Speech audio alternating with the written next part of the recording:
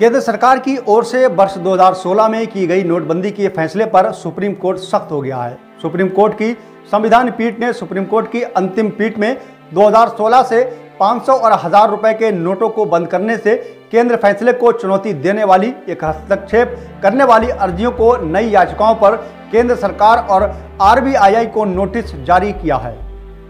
सुनवाई के दौरान सर्वोच्च अदालत ने बुधवार को कहा कि सरकार की नीतिगत फैसलों की न्यायिक समीक्षा को लेकर लक्ष्मण रेखा के तरीके से वाकिफ हैं, लेकिन 2016 की नोटबंदी के फैसले का पड़ताल अवश्य पड़ेगा ताकि ये पता चल सके कि मामला केवल एकात्मिक कयावत तो नहीं था।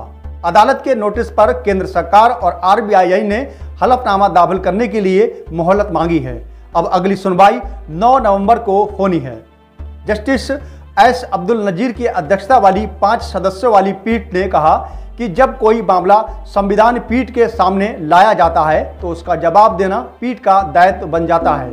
संविधान पीठ में justice B R. Gavai, justice S S. Bonappa, न्यायमूर्ति बी. रवा सुब्रमण्यम और न्यायमूर्ति बी.बी. रत्नातम भी शामिल थे। Attorney general R. वेंकटमणि ने कहा कि जब नोटबंदी से संबंधित अधिनियम को उचित परिप्रेक्ष्य चुनौती नहीं दी जाती तब तक ये मुद्दा अनिवार्य रूप से एकात्मिक ही रहेगा। ऊंचे मूल बैंक नोट मुद्रीकरण अधिनियम 1978 में पारित किया गया था ताकि जनहित में कुछ ऊंचे मूल्य वर्ग के बैंक नोट को प्रचलन से बाहर किया जा सके और अर्थव्यवस्था के लिए हानिकारक रकम के अवैध हस्ताक्षरण पर लगाम लगाई जा सके। सर्वोच्च अदालत ने कहा कि इस कायवाद को एकात्मिक और निष्पक्ष घोषित करने के लिए मामले की पड़ताल जरूरी है क्योंकि दोनों पक्ष सहमत होने के योग्य नहीं है। संविधान पीठ ने कहा है कि इस पहलू का जवाब देने के लिए यह कायवाद एकात्मिक है या नहीं, यह न्यायिक समीक्षा दायरे से बाहर है। हमें इसकी सुनवाई करनी होगी। सरकार की नीति और बुद्धिमत्ता इस मामले में एक पहलू है। पीठ के आगे कहा कि हमेशा जानने के लिए लक्ष्मण रेखा कहाँ है, लेकिन इस तरह के लागू किए गए कानून उसकी पड़ताल की जाना चाहिए। हमें यह तय करने के लिए वकील को सुनना पड़ेगा।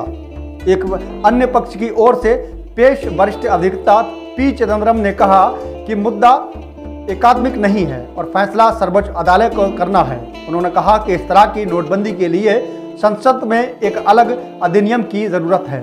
तत्कालीन प्रधान न्यायाधीश टी.एस. ठाकुर की अध्यक्षता वाली पीठ ने 16 दिसंबर 2016 को नोटबंदी के निर्णय की वैधता और अन्य मुद्दों के संबंधित प्रश्न 5 न्यायाधीशों की एक संविधान पीठ को भेज दिया था।